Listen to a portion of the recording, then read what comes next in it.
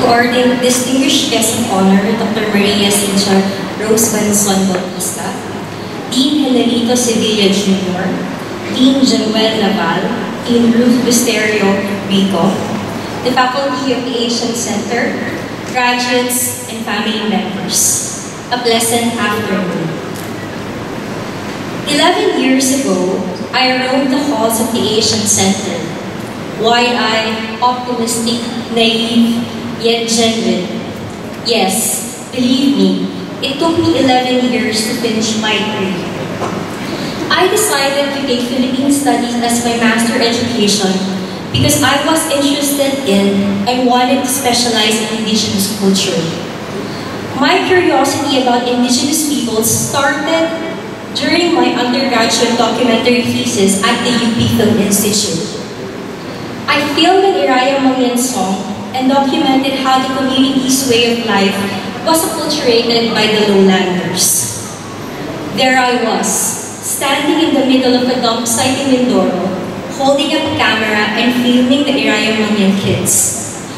It must be the irony of witnessing the rich culture of the Mangyan people and the poverty that they experience that made me pause and ponder.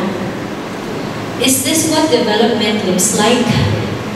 What does development look like for Filipinos? That question haunted me. I tried to learn as much about the Filipino people beyond the rooms of the Asian Center, transcending the four corners of the classroom, the reading lists, the elaborate lectures of the professors, and short conversations with my classmates. My curiosity led me to the mountains of the Teduray and Lambamian indigenous communities in South Ubi, Maguindanao, through the thick foliage and greenery covering the Sierra Madre of Dumagat Hermantados, through the benevolent and sometimes roaring waters of the Sulu Sea, plied by the Samabadjao people. I saw military tanks posed to attack rebels at a moment's notice on the road from Mitsayap to Cotabato City.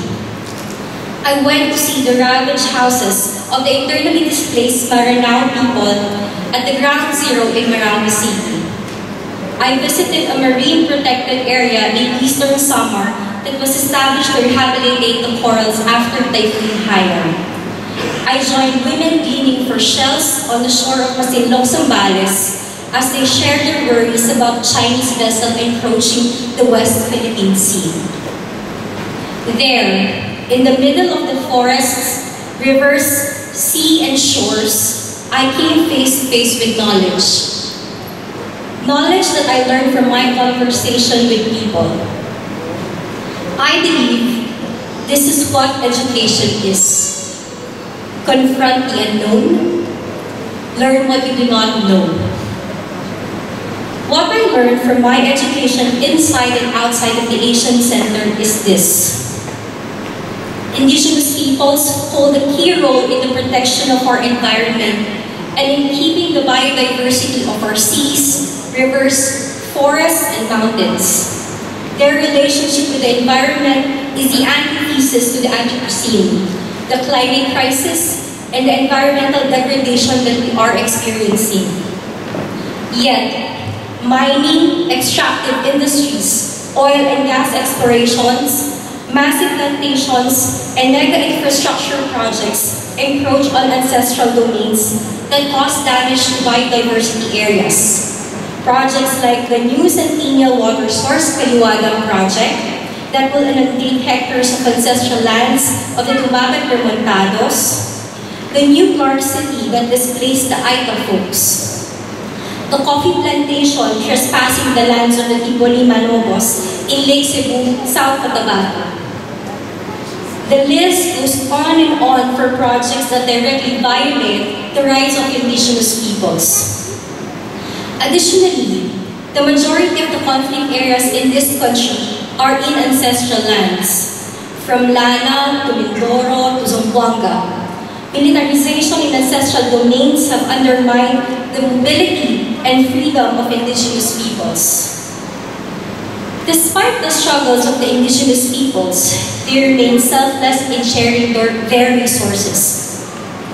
They are our farmers, our fisherfolk. They are the guardians of forests and rivers, the keeper of life. And they do not remain victims of the historical injustices and colonization, but they are proactively asserting their rights for self-determination and remain steadfast on their fight for their land and waters after decades of country application.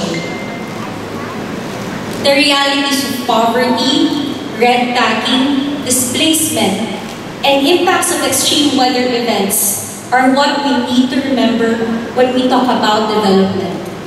There are underlying social limitations and hindrances that keep indigenous peoples from achieving the people and justice-centered development. These are the realities that we need to learn beyond the class syllabus. I'm glad my education in the Asian Center pushed me to ask more questions. Amidst the climate crisis, the geopolitics of the West Philippine Sea, the soaring foreign loans of our country, the precarious economy, we still witness the resiliency and the tenacity of the Filipino people. This Master of Arts in Philippine Studies that I am receiving today is dedicated to all the indigenous peoples in this country, past, present, and emerging. Once again, I dare ask, who is development for? What does development look like for Filipinos? May we never cease to ask these questions. Mabuhay ang mga katutubong Pilipino. And to all my fellow graduates, congratulations to all of us. Thank you.